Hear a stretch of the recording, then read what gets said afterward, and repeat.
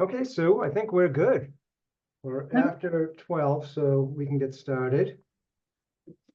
perfect. Well, thank you so much, Rick and Lyman and Andrew, for having me here today. I really, really appreciate the opportunity to present. So, Happy um, to have you. thank you. So thank you again. To do the Planning for Medicare Countdown to 65, this presentation should take about 45 minutes, sometimes a little bit longer, depending on questions. And I always like to say it's a detailed presentation, but it's still general information. So it's not, I am from Blue Cross and Blue Shield, but it's not Blue Cross specific information. What it's trying to do, or why Rick brought me here, is to really answer some questions that people have about when and how to go on to Medicare, what is Medicare, and what are the types of plans that go along with Medicare. That's going to be really the meat of today's presentation, our section one, I would like to say. We do have a section two, and that only takes a few minutes to go through. And this is all about, well, what if I need coverage before Medicare eligibility? And I always say there's good and bad news to the presentation. So the good news on the Medicare is that once somebody goes on to Medicare, most people are very happy with their plans. But the bad news is it takes a lot of, figuring out to figure out Medicare, the language that goes along with it. But once you find the plan, most people really are happy with those choices. And the second section is after you hear all about the Medicare information, it's a lot of information. You're going to be happy that the next section is shorter, but unfortunately, it's typically a very expensive time for a lot of people if you need coverage before Medicare eligibility. And we'll just go quickly through some of those options that may be available to you.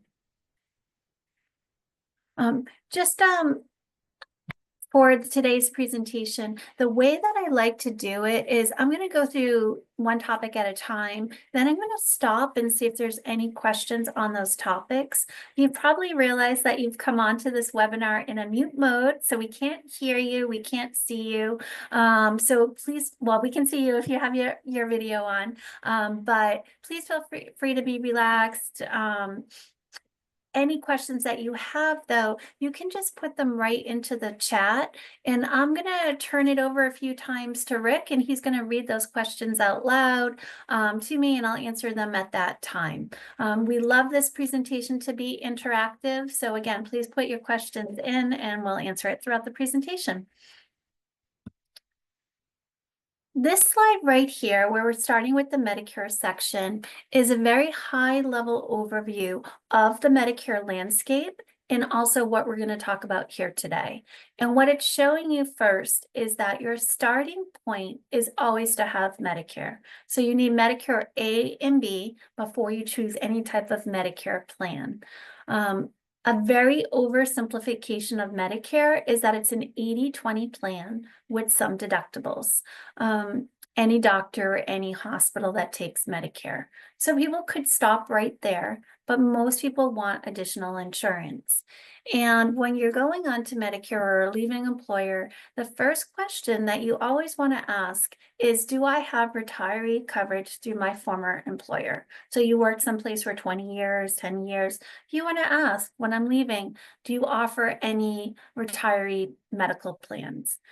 Many times, or most of the time, you're going to be on your own. But if your company, let's say you work for the federal government or the state, or again, any company for a long period of time, and you have that option, usually you want to choose that option, because if you don't take it when you're initially offered, it's usually you can't go back and get it. So I always say, try those plans that are offered to you, because that's your time to try it and have that plan. And if you deny it, you usually can't get it back. But again, most people are not in that situation. So if you are, you're lucky, one of the lucky ones. But for most people, they need to start to look at health plans on their own. So once you leave employer coverage, or there's no more HR department picking a few plans. So what would happen is you're going to have two distinct options to go down for your Medicare coverage. In the first option that we'll talk about here today, we'll talk about Medicare supplement plans And these are plans that simply pick up where Medicare left off. So they're going to fill in that 20% that Medicare left behind. They don't add in a lot of extras like dental, and you can see there's a separate box here for drug coverage because you would buy a separate dental plan. I'm sorry, separate drug plan. That pathway is typically the most expensive monthly pathway that you can go down in monthly premium, but the least amount of money out of your pocket as you see those doctors, hospitals, labs, things like that. One pathway, and then you'll see there's an or in the middle of the page because you never do both, or another pathway are called Medicare Advantage plans. These are the ones you're seeing on TV all the time. Zero premium, money towards glasses, dental, drug coverage, all in one coverage. So these are those HMOs, PPOs, Medicare Advantage plans, one box because it's one card, medical prescriptions. They'll feel more like your work plans, but they add additional benefits that money towards fitness, weight loss, things like that. They do go up to a couple $100s, but again, the most popular Medicare Advantage plans are typically under $100. Typically, the zero premiums are the most popular. And we'll talk about how those plans can be offered at that price later in the presentation. But when you're looking at the two pathways here, you want to think Medicare Supplement, higher premiums, but no copays. I'm going to buy a separate prescription drug plan with that. Or Medicare Advantage, lower monthly premiums, a lot of extras, but some co-payments and costs along the way. But before we really go into the plans, we always find that understanding Medicare is really the first thing that you want to do. So Medicare is health insurance provided by the federal government. It's broken down into two parts. We have Medicare Part A and Medicare Part B. Part A is premium free for most people. And Part A is your hospitalization and your skilled nursing, so your inpatient care. Part B is all of your doctor care, whether you're in or out of a hospital, and then all of your outpatient care, your labs, your x-rays, MRIs. Part B does have a monthly premium. It's $174.70, and that's in 2024. That figure will change in January. It changes every year. Medicare just has not released that new figure yet. If you are in a higher income, so you make more than $103,000 as an individual or $206,000 as a married couple, that Part B premium does increase, and I'll have a resource slide in the back that will show you some of those income levels. But for most people, it's $174.70. And if you're collecting Social Security, it comes automatically out of your Social Security check. Some people may go on to Medicare at age 65 and maybe not collect till you're 67 or 70. That's no problem at all. You'll just work it out to pay that monthly premium. But if you're collecting, it just comes out automatically. And then with Medicare, you can see any doctor, any hospital that takes Medicare, lots of freedom of choice, nationwide coverage. Medicare is always going to be there for you when you're sick, problem diagnosis, just doesn't cover all of the costs. So it may leave you some deductibles or that 20% that we mentioned to cover. I'm going to go through, in a couple slides, we'll look at some of the details of what Medicare covers, what it leaves behind. But the next two slides are really about when and how to enroll into Medicare. This seems to be the number one question when we do this webinar. And what we found is that most people can find themselves in one of the next three categories. And so the first category would be, if you're turning 65 and you're already collecting Social Security, then your Medicare card should come automatically to you about 3 months prior to your 65th birthday, and it will always start the first day of the month of your 65th birthday. So let's say your birthday was May 20th, you're not yet 65, but Medicare would start May 1st, and you would have seen that card come about 3 months prior. There's always an exception to the rule at Medicare. So if you were born on the first of the month, let's say you were born on May 1st, the people on the first of the month always start the first of the previous month. So that person would start April 1st. And again, they would have seen their card come automatically a few months prior. Now, that's the only way that Medicare is coming automatically. For everybody else, you do need to initiate that process. So if you're turning 65 and you do want your Medicare to begin, you do need to, again, initiate that process, and typically want to do it about 2 to 3 months prior to your 65th birthday. So it starts the first day of the month of your 65th birthday. You do have the month off in 3 months after your birthday, but then there'll be a delay on We that have start our date. card, so that means if we go into the hospital, we can be covered by Medicare instead of our own personal insurances? Or I'm sorry, could you just repeat the question? I just couldn't hear it. Uh, let's see. So the next slide is if I'm working past age 65. The question is always is, I'm working gonna work past age 65. Do I need to take Medicare?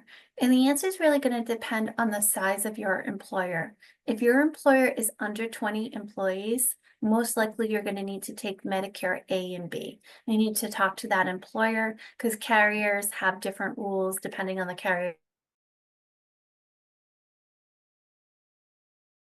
business has. If your company is larger than 20 employees, then you can delay signing up for both A and B beyond age 65 with no penalty, as long as you have that insurance through the employer with 20 or more employees that you or your spouse are actively working. So I always read that bullet because the words are important. Actively working with the health insurance through that employer. So it can't be separated, can't be COBRA, it's actively working. But so let's take an example. Let's say you work at a hospital, obviously well over 20 employees, and you say, I'm gonna work until I'm 70.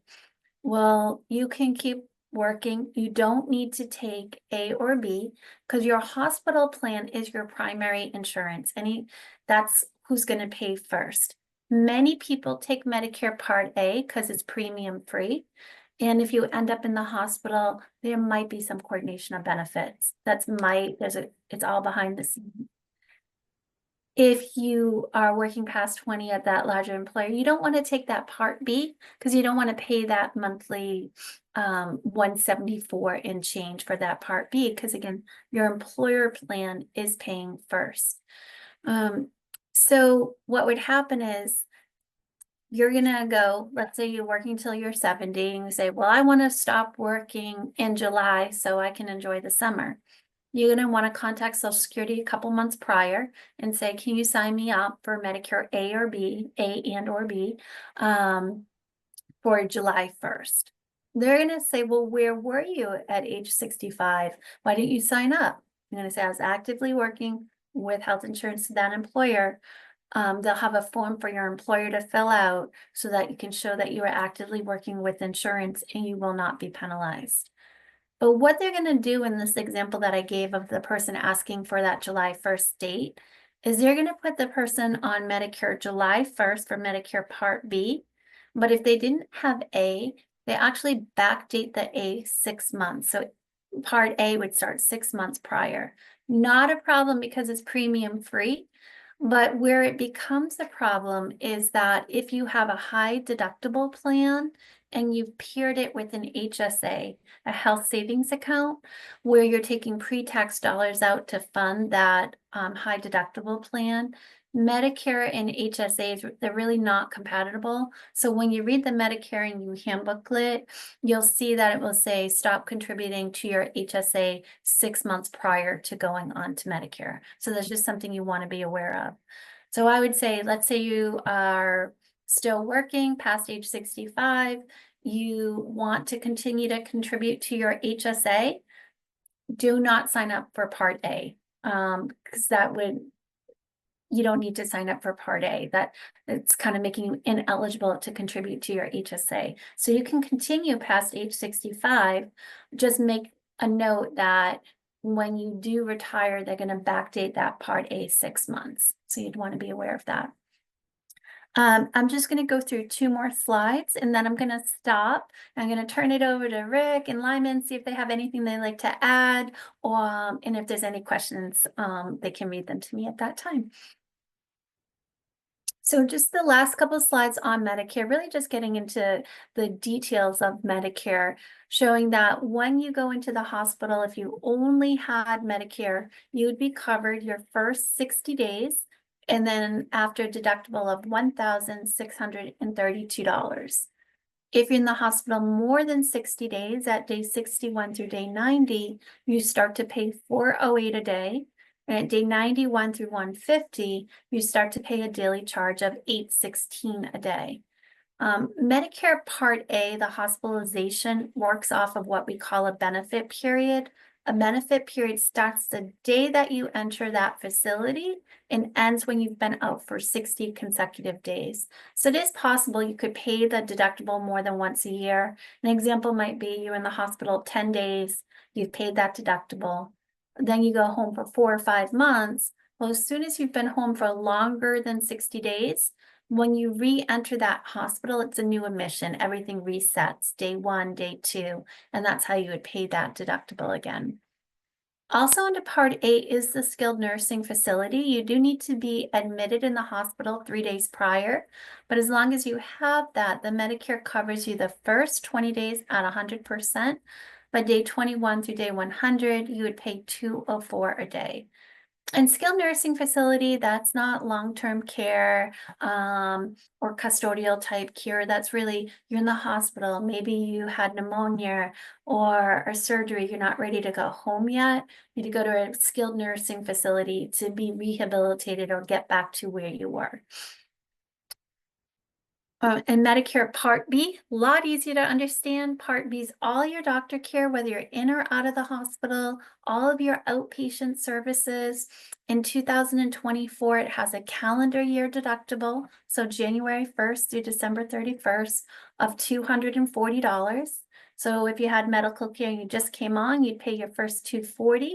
Once you've met that, Medicare is really that 80-20 plan that we talked about. Outpatient prescription drugs, we're going to talk about that later in the presentation. Medicare Part D and care outside the US. Medicare only covers you in the US and our territories, not worldwide. It doesn't add in routine vision, hearing, or dental exams. So that's a really quick rundown of a lot of details on Medicare. And when you do go on to Medicare, you'll get a big Medicare and You handbooklet that spells out all of this information. So I think it's great. I see some questions, so I'm going to turn it over to Rick and Lyman. Thanks, Sue. We have one question. Well, a couple of questions related to the Part A. So I guess the first one is, are there any reasons not to apply for Part A if you're still working and you're not contributing to an HSA? No, I don't think so. Most people will apply for Medicare Part A. The only thing I can think of that would ever be a problem is if, you were thinking, maybe I'll leave that employer and go to a different employer, or that employer changes their health plan and then they offer a plan with a high deductible plan with an HSA. You just want to be aware that, again, you can't be contributing to an HSA. You still can be on a high deductible plan. You just can't contribute to the HSA. Gotcha. That's it That's it. for now. All right. All right. So again, please feel free to add in questions. We love the questions. Oh, I've got one more. It great. just popped in. If your spouse is 65 and you're working with insurance for both, your spouse should enroll in Part A. In other words, I guess it's saying married couple, somebody's working, both spouses are on that working spouse's plan. Should the spouse still enroll in Part A only? Again, Sure. So the spouse that isn't connected to the company certainly can sign up for Part A. That isn't connected to the high deductible HSA. right. Can sign up for A if they choose to. Again, Part A, it may or may not do something for you because, again, the employer plan's always paying first. And then when the working spouse retires after 65, for example, then they just both would apply for Part B. And You got it. yeah, okay. Yeah.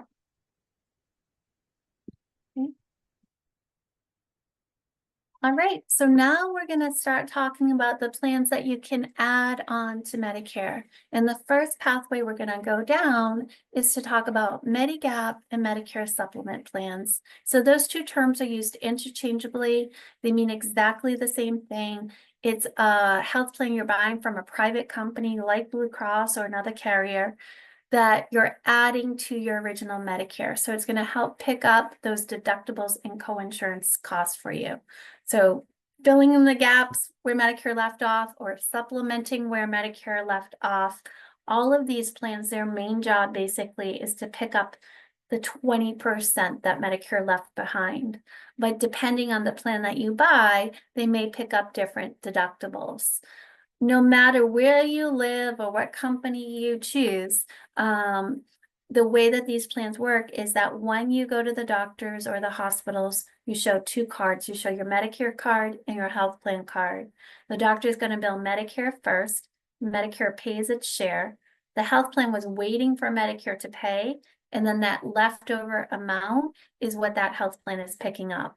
So the health plans really don't have any contracts with the doctors. All they really are is a payer. Medicare is going to pay first. The health plan brought in enough money every month from their membership to simply pick up that leftover amount.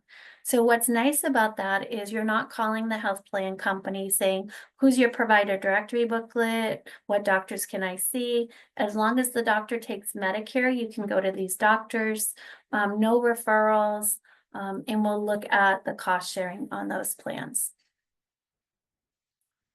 In Massachusetts, these plans are regulated by the Division of Insurance, and there's three offerings, Supplement Core, Supplement 1A, and Supplement 1.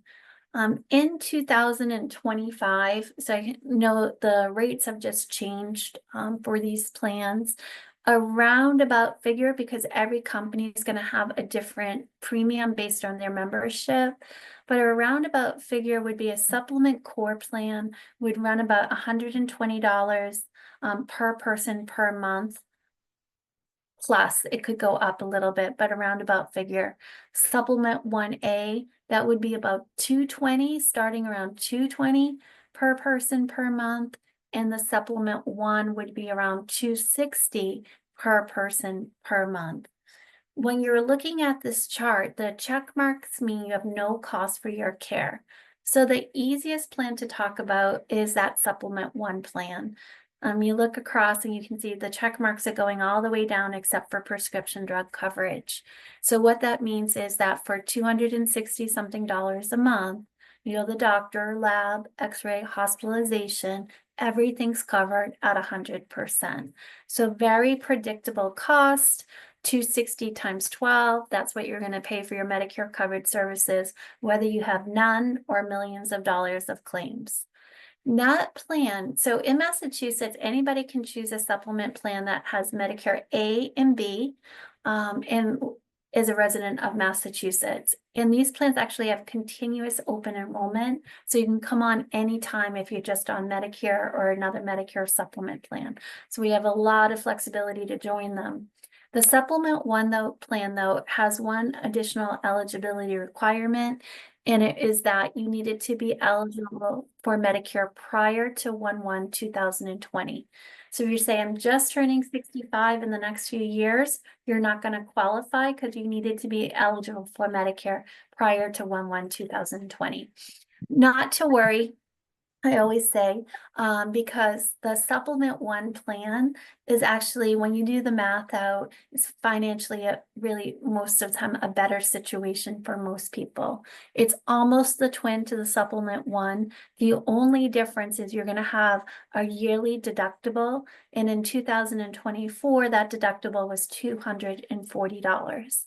So when you think about this plan, let's say it starts around $220 a month, 220 times 12 plus $240, that's your out-of-pocket cost for the year. Again, you go to the hospital, lab, x-ray, everything's covered after you paid that initial $240. And then the Supplement Core plan, this is $120 roundabout per person per month. And this plan, I always say, think about it like car insurance. When you're thinking about the supplement one plan, there was no cost, no deductible, so you paid a higher premium. Supplement core, you're paying a lower premium, but now if you end up in that hospital, you are going to pay the hospital deductible of $1,632. But after you meet that deductible, all the hospitalization is the same across the board on those plans. Skilled nursing under Medicare, you're covered the first 20 days, but at day 21 through day 100, you'd pay $204 a day. You would pay that on the supplement core plan and not on the others.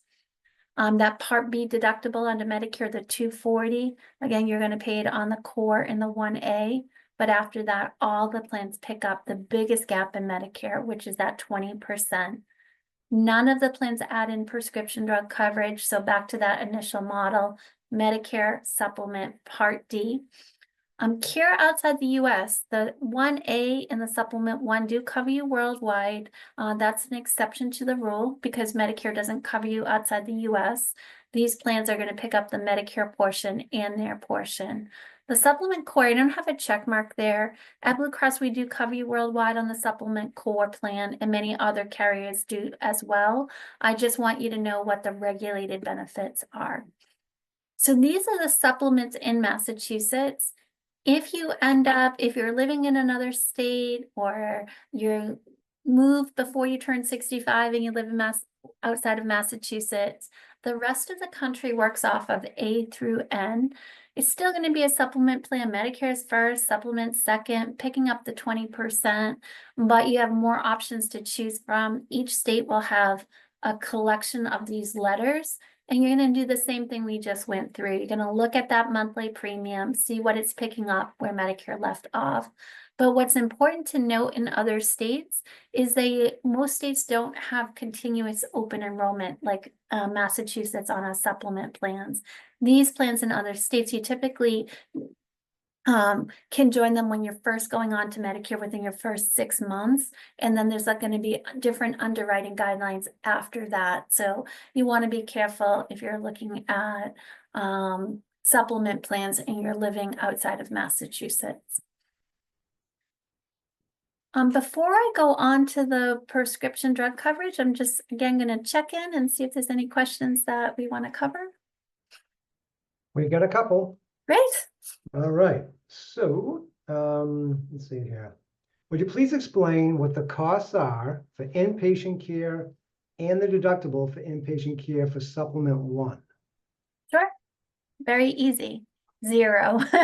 On the supplement 1, inpatient care, doctor care, anything that is a Medicare covered benefit, you pay absolutely 0. You're paying that higher premium, and then it's picking up all of those Medicare costs. So great question.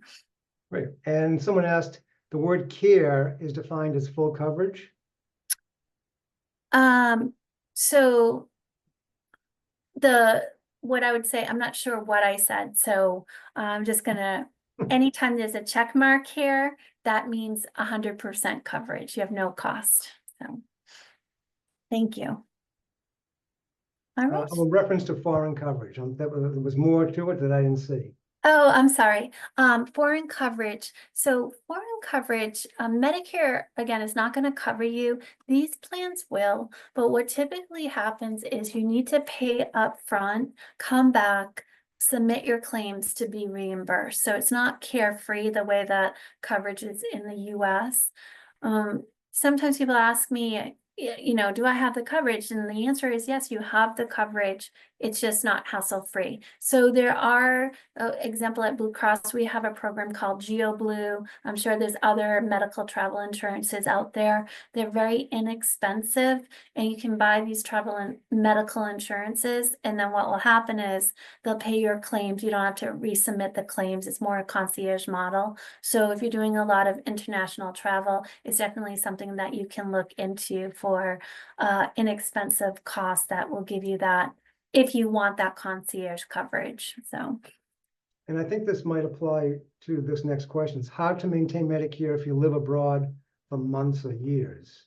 I guess if somebody how many months a year? Rick? Well, for months or years. So if somebody moves to Spain for 3 months or a year.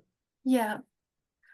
So if you go outside the country for like traveling, again, you can have these plans. They're going to cover you while you travel.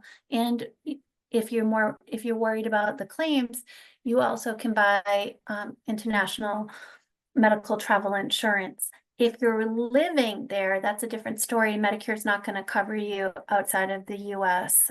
So there's a distinction between traveling and actually living abroad. So And is our that based plans, on a time frame or just residency? How do they determine that? I believe it's more residency, but I would give the carrier a call and really have them spell that out for you. Spell it out. Okay. That's it so far. Great. All right, so this next two slides, I'm so happy to present. If you've ever came on one of these presentations before, or you've listened to information about Medicare Part D, the Part D has been very confusing for a lot of people for many years. You might have heard about the donut hole or the coverage gap, and all of those things have gone away in 2025. So the Medicare Part D coverage, it's prescription drug insurance offered by private companies that have contracted with the Center for Medicare and Medicaid Services. So you're not calling Medicare and saying, give me Part D. You're buying Part D through a private insurance company. Those plans can range anywhere from the teens to over $100-something. But no matter which one you join, they're all going to follow a standard outline of coverage that's set by Medicare. And in 2025, the way that these plans are going to work is they have an initial coverage phase and a catastrophic phase. And the initial coverage phase is as simple as saying, whatever plan that you buy, they're going to have a formulary, a list of drugs that they cover, and they're going to have co-payments that you would pay for your medications, just like your work plans. And you would do that for the year, just pay your co-pays, costs associated with the medications that you take. And if you ever pay $2,000 out of your pocket in a given year, then for the remainder of that year, all of your medications are covered at 100%. So nice and easy. There used to be all these various coverage levels. You used to have you had up to $8,000 worth of catastrophic coverage. But in 2025, that's now going to be $2,000. So great benefit changes for the Part D plans. This last bullet, it says join when first eligible to avoid a potential late enrollment penalty. So what that means is sometimes somebody's going to go on to Medicare, or once you leave your employer coverage and you're on Medicare, and maybe you say, well, I'll just have Medicare out of a supplement plan. I don't need a Part D plan.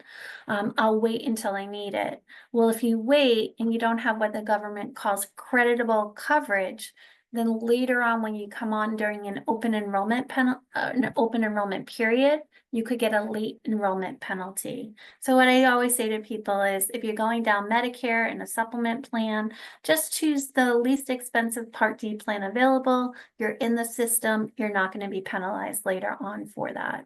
If you're still working past age 65, most likely you have creditable coverage through your employer plan, but you can always check with your employer regarding that. So this is just showing you the Part D model.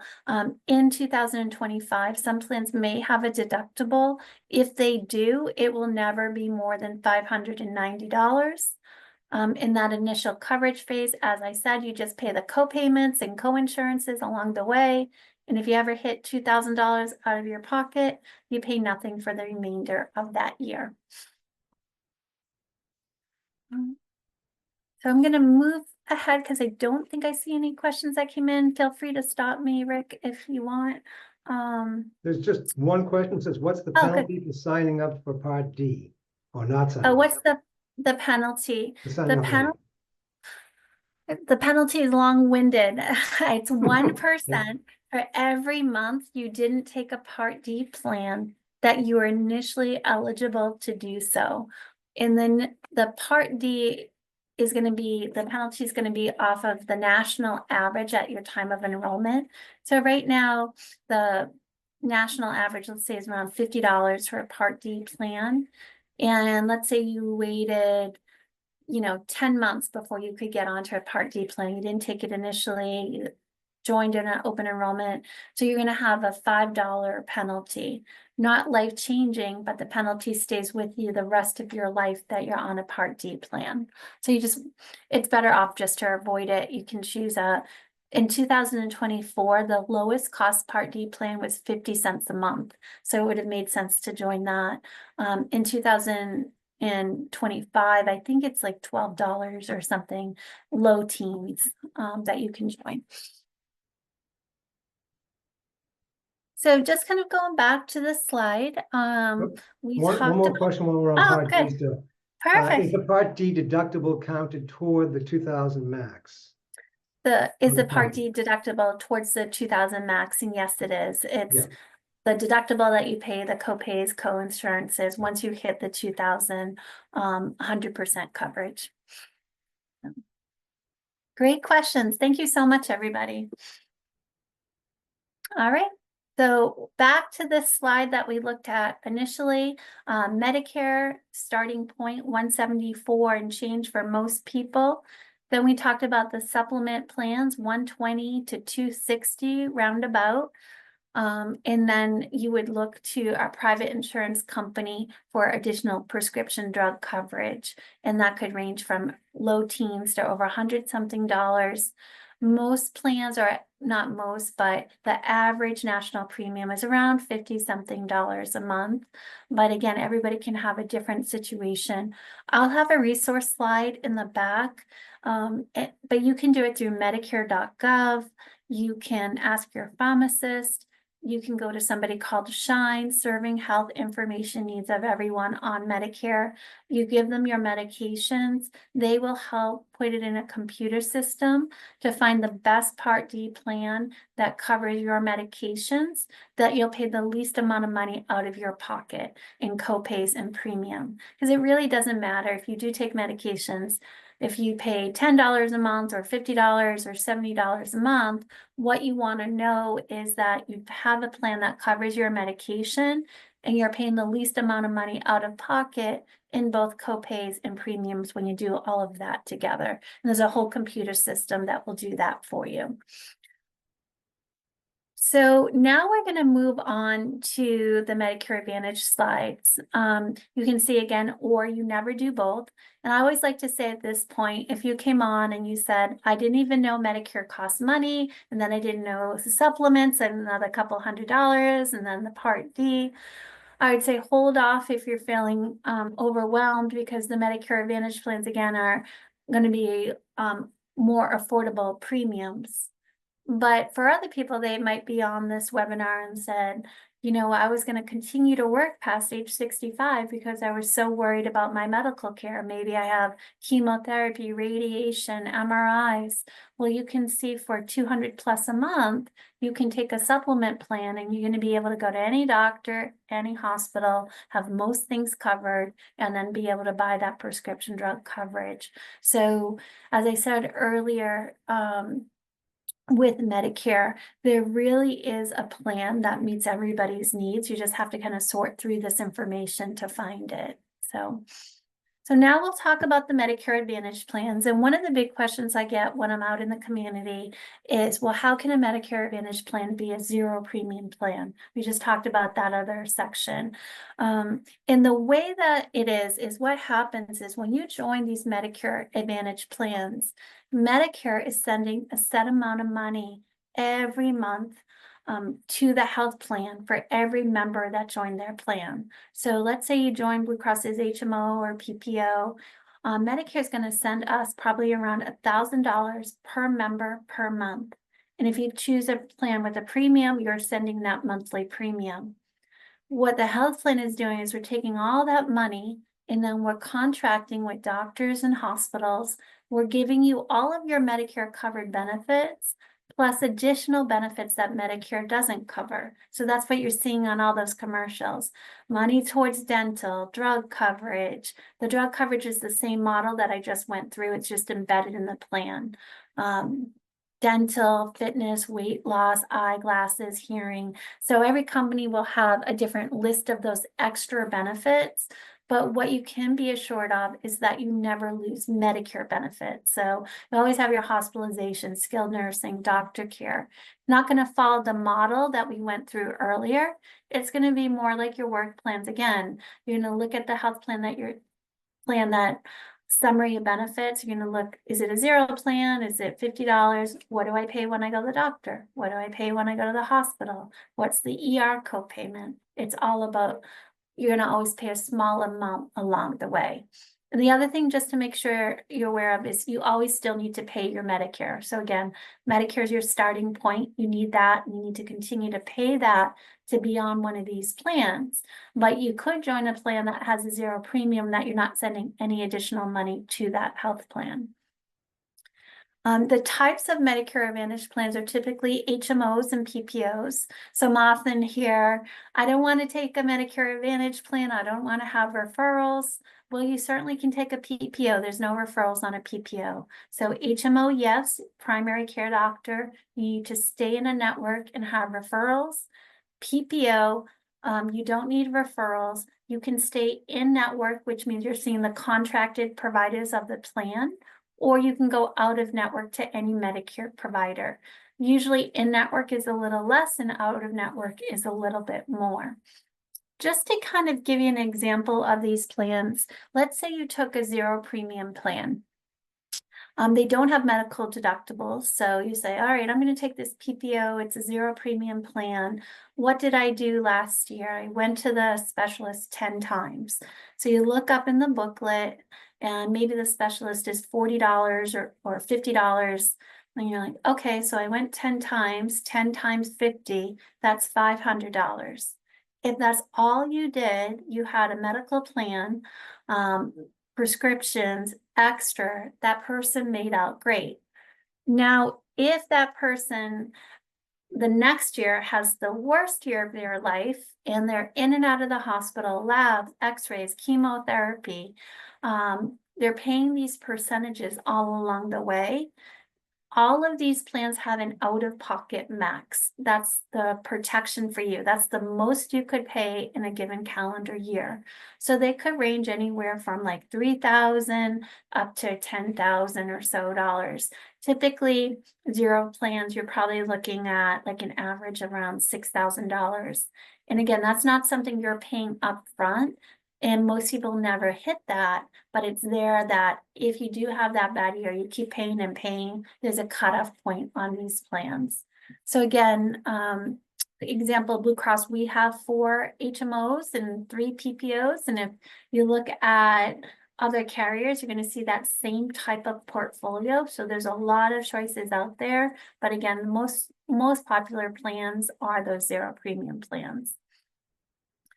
What's nice is that you don't need to make a lifetime decision. So when you're first going on to Medicare, everything opens up to you.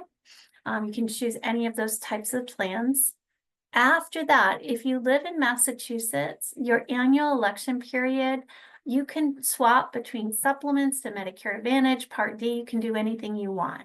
The rest of the country, the annual election period is really, you can change Medicare Advantage and Part D plans every October 15th through January 1st. If you're on a Medicare Advantage plan come January, you have one extra time to change it from January through March 31st. Then April 1st, if you're still on one, you're sort of locked in until October where you can switch until January. Also, there's always special enrollment periods. You're moving in or out of the service area, losing your coverage, losing your employer coverage. Those are all times that you can enroll in these plans. You can always give your healthcare carrier a call. I always say, keep the date of October 15th through December 7th in your head you can always relook at these plans. But if you ever find yourself on the wrong plan, just call your healthcare carrier. If you qualify for a special enrollment, they'll help you try to find it. Resources, slides here is about the higher income. These are still 2024 figures. They have 2025 has not been released, but you can see it's starts to increase once you hit that 103 or 206,000 as a married couple. What they're doing is they're looking at your last tax return on your modified adjusted gross income. And determining what you're going to pay for Part B and also the surcharge for Part D. If you do nothing, it just every year relooks at your last tax return and changes it for January. Sometimes people are going to say, well, I was making more because I was working. And if that's the case, there's an appeal through Social Security. You don't have to wait for that year. So that would be a life event. But you can always check with them on that. And then for the helpful resources, here's our Medicare, here's Medicare's number, Social Security, SHINE, Serving Health Information Needs of Everyone. Those in Massachusetts. If anybody's calling in from a different state, in other states, they call it SHIPS, State Health Insurance Assistance Program. So these are volunteers. You just call your local council on aging. They'll sit with you one-on-one. They'll know all this information and all the plans in your community as well. The Mass Medline number, that's the number you can call if you just want to talk to somebody about your prescriptions. They can help you find the best Part D. And they also can let you know if you qualify for Prescription Advantage, which is a program that assists with prescription drug costs. And the last number here is our Blue Cross number and our Blue Cross website. You always can give us a call with any questions. We have a lot of educational materials on our site, along with product information. Myself, my colleagues, we're out in the community all the time doing product presentations and product webinars. That's not what this is about today. This is trying to get that base. But once you're looking for that product information, whether you're looking at Blue Cross or different carriers, it's just important to really be educated when you're looking at it to know what you're looking at. So I know it's a lot of information, but what we've learned today again is when and how to enroll into Medicare. We know the supplement plans are higher premiums, but no copays. Buy a separate prescription drug coverage when you're looking at those products. Or Medicare Advantage plans. Do you like the HMOs or PPOs? You're going to look at those out-of-pocket maxes for your risk factor, and they all have various different extra benefits. So maybe some person really cares about a dental benefit that one plan has more than another, or somebody cares more about a fitness benefit. One plan may have that more than another. So that is the Medicare section. I'm going to turn it over to you, Rick, to see if there's any questions or anything you want to add. Yep, a few things came up. One question that I had, can you speak a little bit about Advantage plans if someone's living outside of Massachusetts and wants to go back to original Medicare, but their health has really changed? So there could be an issue, from what I understand, that they might not be able to get back on original Medicare if they go through underwriting. So every year, if somebody's outside of Massachusetts, I mean, every year they have the annual election period, October 15th through December 7th, and they can change their Medicare Advantage to a different Medicare Advantage plan, or they can go back to Medicare. So they're never going to be locked out of just going back to original Medicare. What the question might be asking is about picking up the supplement plan to go along with Medicare, and that's really going to be state specific with some of the underwriting guidelines there. Gotcha. Okay. Going back to the living overseas, if I live abroad and have full health coverage in the other country, so let's say they're in France and they've got coverage there, are they able to use Medicare anytime when they revisit back to the US? Sure. And if so, must they maintain residency for the US for a minimum number of months per year? You know what?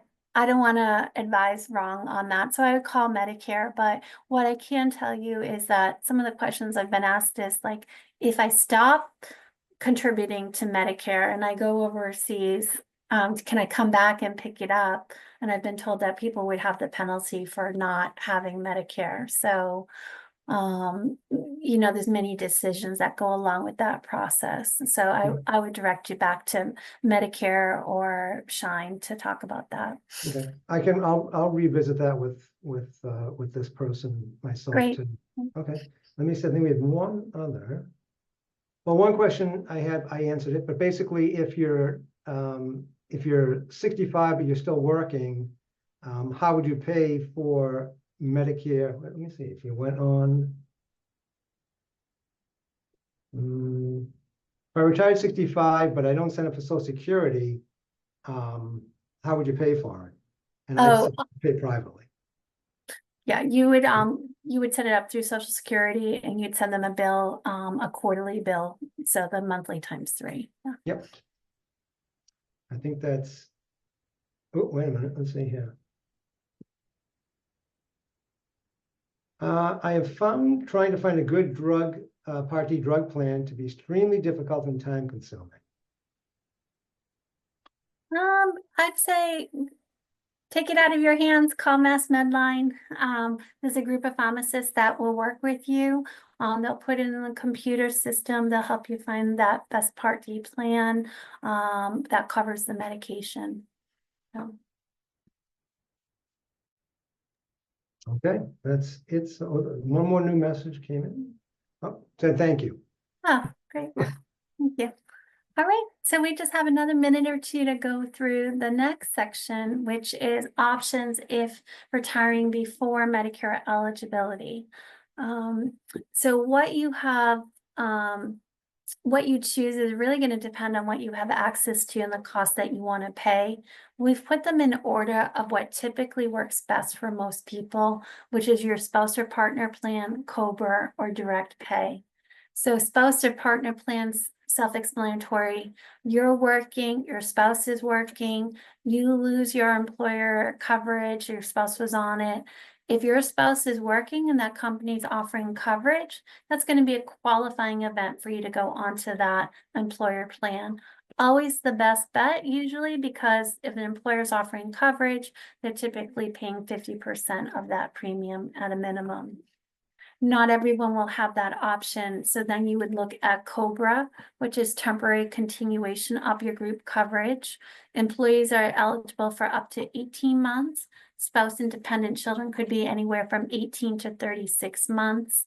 Qualifying events are really the termination of employment, divorce, legal separation, death. You can always talk to your HR department about COBRA. I say COBRA is very easy to understand because it's going to be exactly the same plan that you had while you were working, but now the employer plan is not chipping in towards that premium. So you're going to pay 100% or 102% of the rate. So you know your COBRA plan, you know your COBRA rate, you can take that and then you can compare it in what we call the direct pay market. That means you're calling Blue Cross, you're calling another carrier. You could have individual 2-person family health insurance, but what they're going to do is they're going to take the zip code and the age of the oldest person on the group to create that rate. Just to give you an example of individual age 63, just an individual plan, you're probably looking at $800 to $1,000 a month for that policy. So that's why I say it is a very expensive time frame for a lot of people. You also can go through the Health Connector, the hub, like a few select plans from various carriers, but that's also a place that you would go if you qualified for subsidized plans, because if you qualify based on income, they don't look at your assets, and then you would find an affordable plan with affordable premium. So that's actually the best bet to go if you do qualify. And that is it for the presentation. So I appreciate all of the questions and the opportunity to present. So I just want to thank you, Rick and Lyman and Andrew, for coordinating this and everyone that joined. And I'll turn it over back to you. Thank you, Sue. So anybody that was on this call that has other questions, feel free to shoot those over to us and we can reach out to Sue or help you get that information. And there's also a recording, correct, Andrew? There is. So we'll be sending that over to attendees after the call today. Great. Thanks, Sue. Thanks, Thank you, Sue. everybody. Appreciate it.